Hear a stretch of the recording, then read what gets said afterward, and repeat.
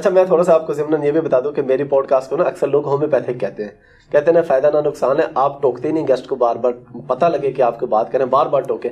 تو میں کوشش کرتا ہوں سوال پورا ڈیٹیل میں ایک ہی دفعہ کر لوں تاکہ فائدہ ہو جائے. تو یہ بھی ڈیٹیل سوال ہے.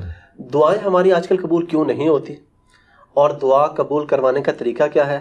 وسیلے سے دعا مانگنا جائز ہے یا ناجائز ہے؟ اعمال کا وسیلہ دے کے, بزرگوں کا وسیلہ دے کے, یا کسی کے پاس جا کے, کسی کی قبر پہ جا کے اللہ سے ہی مانگنا, یا روضہ رسول پہ جا کے اللہ سے مانگنا صلی اللہ علیہ وسلم. اس پہ تھوڑی یہ تو 5-6 سوالات آپ نے اکٹھے کر دیے, میں ترتیب سے لے کے چلتا ہوں. دیکھیں, دعا کبھی مسلمان کی رد نہیں جاتی. مسند احمد میں حدیث ہے کہ مسلمان کی دعا کبھی بھی رد نہیں جاتی, یہ ذہن میں رکھیے گا. نبی الاسلام فرمایا کہ وہ 3 طرح سے قبول ہوتی ہے, یا جو کچھ مانگا وہ مل جائے گا, یا اس کے بدلے کوئی بہتر نعم البدل مل جائے گا, کوئی مصیبت بھی ٹال سکتی ہے, اور اگر یہ نہ ہوا تو وہ تمہاری دعا قیامت کے دن کے لیے سٹور کر دی جائے گی, تمہیں اجر ملے گا. لہذا یہ تو اپنے دماغ سے نکال دیں کہ دعا ریجیکٹ ہوتی ہے, دعا کبھی بھی ریجیکٹ نہیں ہوتی. دوسری بات, دعا کرنا آپشنل نہیں ہے, یہ مسلمان پہ فرض ہے. جو مسلمان دعا نہیں کرتا وہ اللہ کا نافرمان ہے, اللہ تعالیٰ کا باغی ہے, اللہ تعالیٰ اس سے ناراض ہوتا ہے. ادعونی استجب لکم ان الذین یستکبرون عن عبادتی, سورہ المؤمن کی آیت نمبر 60 ہے. اے میرے بندو مجھ سے مانگو, جو لوگ مجھ سے دعا کرنے میں تکبر کرتے ہیں میں انہیں ذلیل و خوار کر کے جہنم میں داخل کروں گا. دنیا کے بادشاہ تو مانگنے پر ناراض ہوتے ہیں, اور ہم اس بادشاہ کی عبادت کرتے ہیں کہ جس سے نہ مانگا جائے تو وہ ناراض ہوتا ہے. یہ ضروری ہے. اچھا, جامعہ ترمذی میں حدیث ہے, نبی علیہ السلام نے فرمایا کہ جو چاہتا ہے نا کہ مشکل اور پریشانی میں اس کی دعا قبول ہو, اسے چاہیے کہ جب حالات فیوریبل ہوں اس وقت بھی اللہ کو یاد کرے. ہاں, دعا سے اپنے آپ کو بے نیاز نہیں کرنا. ٹھیک ہے. پھر دیکھیں سورہ البقرہ کی 186 آیت مشہور, وَإِذَا سَأَلَكَ عِبَادِي عَنِّي فَإِنِّي قَرِيبٌ أُجِيبُ الدَّعْوَةَ الدَّاعِ إِذَا دَعَانِ. ہاں, اے نبی صلی اللہ علیہ وآلہ وسلم, جب میرے بندے آپ سے میرے بارے میں پوچھیں تو آپ فرمائیں میں تمہارے بالکل قریب ہوں, ہر پکارنے والے کی پکار کو سنتا ہوں, لیکن فَلْيَسْتَجِيبُوا لِي, ان کو بھی تو چاہیے کہ میرا حکم مانے, وَلْيُؤْمِنُوا بِي, اور مجھ پر ایمان لائیں, لَعَلَّهُمْ يَرْشُدُونَ, تاکہ یہ کامیاب ہو سکیں. تو یہ ون وے ٹریفک نہیں میرے بھائی, یہ دونوں طرف سے ہے. اس طرح نہیں ہوگا کہ آپ نافرمانیوں کی زندگی گزاریں اور پھر آپ باغیوں والی زندگی گزاریں اور پھر دوستیاں بھی نمانے کی کوشش کریں. پھر دعا کا ایک پروٹوکول ہے. جامعہ ترمذی میں حدیث ہے, نبی الاسلام بیٹھے تھے, سیدنا ابوبکر سیدنا عمر بیٹھے تھے, ایک شخص آیا, اس نے نماز پڑھی اور ڈائریکٹ اللہ سے مانگنا شروع کر دیا. نبی الاسلام نے فرمایا سائل نے جلدی کی. پھر ایک اور شخص آیا, اس نے نماز پڑھی, اللہ کی حمد کی, پھر دروشی پڑھا, تو آپ نے فرمایا سل تعطا, سل تعطا, مانگ تجھے دیا جائے گا, مانگ تجھے دیا جائے گا. اور دوسرے بندے کو آپ نے بلا کے کہا کہ جب دعا کرو پہلے اللہ کی حمد کرو, پھر دروشی پڑھو, پھر اللہ سے مانگو.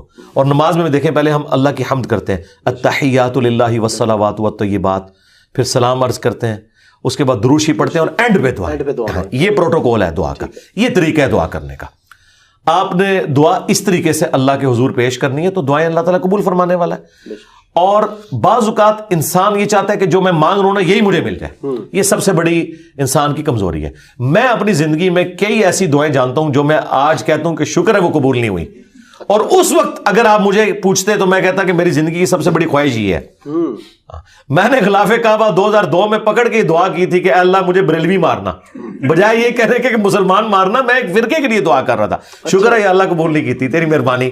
آنا بھی کوئی دعا قبول نہ آئے تھے, اسی میں بہتری ہے جو قرآن میں ہے نا کہ جس چیز سے تم کراہت محسوس کر رہے ہوتے ہو عین ممکن ہے اس میں تمہارے لیے خیر چھپی بھی ہو. اللہ جانتا ہے, تم نہیں جانتے.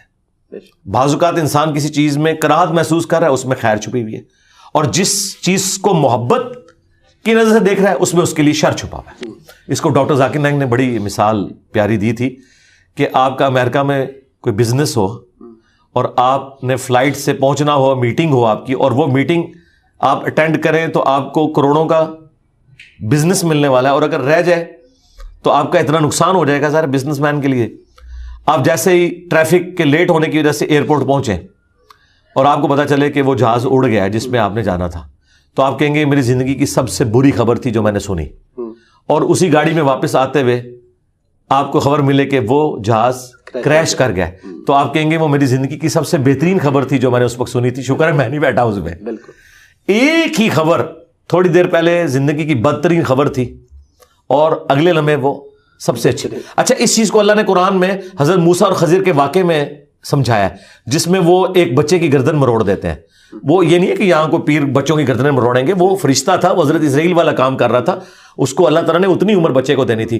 لیکن اس کے جواب میں انہوں نے کیا کہا کہ تمہارے رب نے ارادہ کیا کہ اس سے بہتر اولاد انہیں دے, کیونکہ اس اولاد نے ذلیل کروانا تھا ماں باپ کو. تو مسئلہ تقدیر سمجھایا گیا نا, کہ اگر کوئی تکلیف پہنچتی ہے تو آپ کو نہیں پتا. اور واصف علی واصف صاحب کہتے ہیں میں ایک دفعہ داتا دربار بیٹھا ہوا تھا, ایک بندہ دعا کر رہا تھا, یا اللہ جو 25 سال پہلے میں نے دعا مانگی تھی وہ واپس لے لے. یہی وہ ریپیٹ کر رہا تھا. تو میں نے اسے بعد میں پوچھا کہ یہ آپ کیا بات کر رہے ہیں؟ تو کہنے لگا میری بیٹیاں ہی تھیں, ساری اچھی نکلی ہیں, لیکن میری تسلی نہیں ہوتی تھی. 25 سال پہلے میں نے ایک بیٹا مانگا, رو رو کے, کتنی منتوں سے مرادوں سے, اور وہ چرس اور ہیروئن کے نشے میں پڑ گیا, تو گھر کا سارا سامان اس نے بیچ دیا. تو بڑا بہتر کیا تھا اللہ نے جو مجھے بیٹا نہیں دیا ہوا تھا, تو یا اللہ وہ دعا واپس لے لے. ٹھیک ہے, اس لیے آپ نے اپنے معاملات کو ذرا دیکھ کے بھی چلنا ہوتا ہے, لیکن دعا ضرور مانگیں. اللہ تعالیٰ کے بارے میں پیسمسٹک نہ ہو, آپٹیمسٹک. نبی الاسلام کی حدیث ہے بخاری مسلم میں کہ کبھی یوں بھی دعا نہیں کرنی کہ اگر یا اللہ تو چاہے, اگر مگر نہیں, پورے پیشن سے مانگیں, صحیح دعا مانگیں. اور مسلم شریف میں حدیث ہے نبی الاسلام کہ ایک صحابی اتنے بیمار ہوئے کہ وہ ہڈیوں کا پنجر بن گئے. نبی الاسلام ان کی عادت کرنے گئے. آپ نے کہا کہ تو اللہ سے کیا مانگتا ہے یہ جو تیری حالت ہوئی ہوئی ہے؟ تو نے کہا یا رسول اللہ میں اللہ سے ایک ہی دعا مانگتا ہوں کہ اے اللہ جو تو نے مجھے آخرت میں عذاب دینا ہے نا, دنیا میں ہی دے لے. نبی الاسلام نے کہا سبحان اللہ, اللہ پاک ہے, یہ تو نے کیا عقیدہ بنایا ہوا ہے. یعنی حضور جب حیران ہوتے تھے نا, تو یعنی غلطیوں سے پاک تو اللہ ہی ہے, یہ کہتے تھے. اوے تیرے اندر سکت ہے کہ تو دنیا میں بھی اللہ کا عذاب برداشت کر سکے, اور تجھے تو چاہیے تھا تو کہتا اللہم ربنا آتنا فی الدنیا حسنہ وفی الآخرۃ حسنۃ وقنا عذاب النار. اے اللہ مجھے دنیا میں بھی بھلائیاں عطا فرما, آخرت میں بھی بھلائیاں عطا فرما, اور آخرت کی سب سے بڑی بھلائی مجھے دے, وقنا عذاب النار, جہنم کی آگ سے بچا لے. تو نبی علیہ السلام نے کہا یہ پڑھ. اس نے پڑھنا شروع کیا. صحابہ کرام کہتے ہیں کچھ دنوں بعد وہ ایسے ہو گیا جیسے مردہ زندہ ہو جاتا ہے, بالکل ٹھیک ہو گیا. ٹھیک ہے, تو اندازہ کریں کہ بعض اوقات ہماری اپنی مس ہینڈلنگ ہوتی ہے. پھر نبی علیہ السلام نے کچھ ہمیں راستہ بھی بتایا ہے. بخاری مسلم میں حدیث ہے جس کی خواہش ہو کہ اس کی عمر دراز ہو جائے اور اس کے رزق میں برکت ہو. یہی دو دعائیں ہیں جس کے پیچھے لوگ درباروں پہ بھی جاتے ہیں, ادھر ادھر ذلیل ہوتے ہیں کہ جی صحت والی زندگی ہو, لمبی ہو, ظاہر انسان کے اندر اللہ نے خواہش رکھی ہے, اور فراخی ہو. نبی علیہ السلام نے یہ دونوں چیزیں گنوائی. بخاری مسلم کے الفاظ ہیں جو یہ چاہتا ہے نا وہ اپنے رشتہ داروں کے ساتھ اس نے سلوک کرے, شریکہ نال. پنجابی کہیں شریکہ نال, کیونکہ انسان دوسروں میں لگا لیتا ہے, شریکہ نہیں دینا. جدھر یعنی آپ کے وہ کامن انٹرسٹ ہوتے ہیں نا, وہ شریک ہوتے ہیں نا وہ. اس لیے آپ دیکھیں یہ سارے تعویذ دھاگے بھی شریک کرواتے ہیں. کبھی کسی محلے دار نے کسی پہ تعویذ نہیں کرایا, وہ آپ کے شریک ہی کروا رہے ہوتے ہیں. جہاں جیلسی فیکٹر تھا وہیں خرچ کرنے کے اوپر اللہ تعالیٰ نے اجر رکھا ہوا ہے, اور یہ آپ کے اوپر کتنی بڑی آزمائش ہے. جہاں آپ خرچ نہیں کرنا چاہتے وہاں آپ نے خرچ کرنا ہے. اب جو آپ نے وسیلہ اور توسل کی بات کی, وہ صحیح بخاری میں حدیث ہے 1010 نمبر حدیث 1010 کہ حضرت عمر فاروق رضی اللہ تعالیٰ عنہ کے دور میں جب قحط پڑ جاتا تو وہ دعا کرتے اللہم, اللہ تعالیٰ کو مخاطب کر کے کہ اے اللہ انا کننا نتوسل الیک بنبینا, پہلے ہم تیرے نبی سے دعائیں کروایا کرتے تھے, اب ان کی وفات کے بعد ان کے چچا کو لے کے آئے, ان کی دعا کی برکت سے بارش نازل فرما. اور وہ بارش نازل ہو جاتی. یہ حضرت عمر نے امت کو عقیدہ دیا ہے کہ توسل اور وسیلہ یہ نہیں ہے کہ کسی کے واسطے آپ نے ڈالنے اللہ کو, بلکہ یہ ہے کہ اس نیک بندے سے جا کے دعا کروانی ہے. بخاری مسلم میں ہے کہ بارش نہیں ہوتی تھی, صحابہ کرام نبی علیہ السلام سے دعا کرواتے تھے, دعا کی برکت سے بارش ہو جاتی تھی. اب قبر رسول پہ جا کے آپ نے نبی علیہ السلام سے کوئی نہیں مانگنا. ہاں وہ دعاؤں کی قبولیت کی جگہ ہے, وہاں کھڑے ہوں صلاۃ والسلام عرض کریں.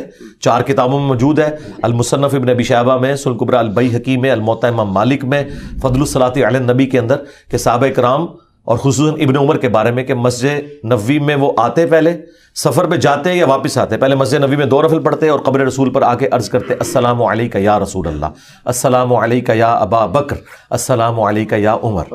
ایک روایت میں السلام علیک یا ابا تھا, میرے باپ آپ پر سلام ہو.